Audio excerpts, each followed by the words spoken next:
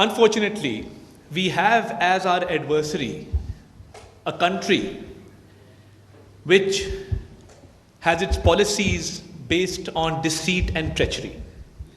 So this false notion of rising India and assuming this role of a bully in South Asia was very effectively countered by Pakistan during the 4-day war.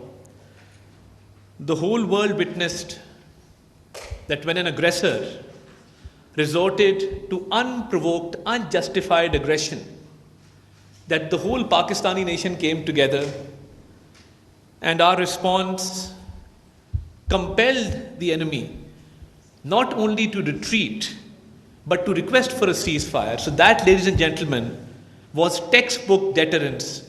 Whenever history will be written, this 4-day war will always be remembered as a great victory for Pakistan, in which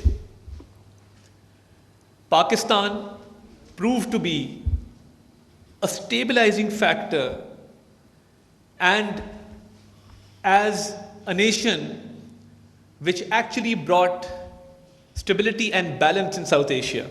So our adversary, our enemy, which was trying to establish a new norm and in pursuit of its hegemonic ambitions, trying to further propagate the doctrine of Hindutva, I think that dream was shattered, ladies and gentlemen, when the Pakistani nation came together and a new deterrence was created in our region. My gratitude to you, madam, and to the Institute of Regional Studies for taking this up in a very timely manner. This 4-day war taught us a lot of lessons. For me, as a student of history, as a student of politics, the first lesson that I learned was that no matter what the odds are, a country which is an aggressor, which is an occupier, which is a violator, can never play the victim. So when the Pahalgam incident happened and the false flag operation of Pahalgam took place, India was very quick at pointing fingers towards Pakistan. And how is it that you can prove your case when Pakistan is the biggest victim of terrorism? What I'm trying to say is that the very policy of New Delhi has inherent contradictions. And when your policy, as I said before, is based on contradictions, deceit, and treachery, that will get you nowhere in geopolitics and global politics. Pakistan has to its credit that we have laid down 90,000 lives in the war against terrorism. No other country can claim that. We've suffered economic losses to the tune of hundreds of billions of dollars, which no other nation can claim. So when the Pahalgam incident happened, our diplomatic masterstroke was that we offered an impartial and a fair investigation into the Pahalgam incident, therefore proving that our hands were clean.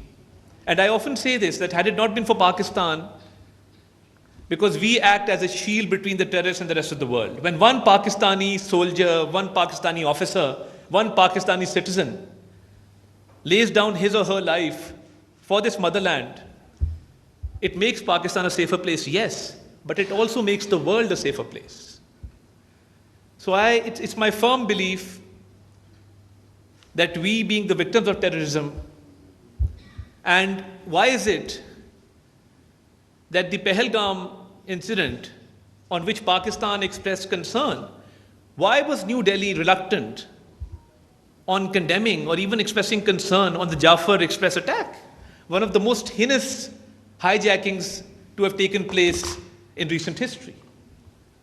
As I said, a country which is an aggressor, a violator, and which has hegemonic ambitions can never play victim, because the facts are against this very notion.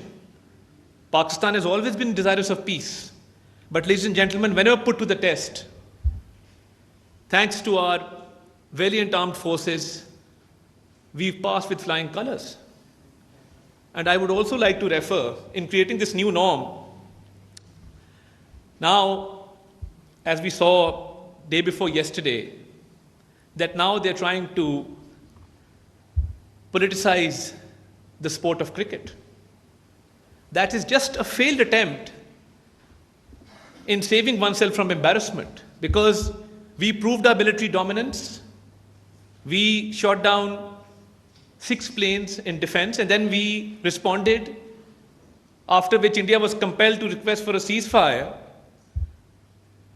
Now they're bringing politics to the sports grounds, and a nation which is morally bankrupt and a nation which has no values will always resort to this kind of theatrics on the sports field when you can't win in the military field.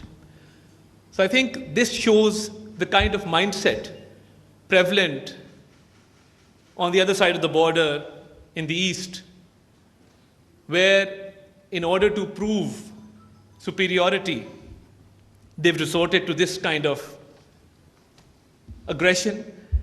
And as I said, Pakistan has not only created deterrence, but I think Pakistan has always been desirous of peace, and we have established peace through our response, and we shall continue to do so. And let me also state at this opportunity that the two-nation theory, which was never accepted by India, because since the inception of Pakistan, and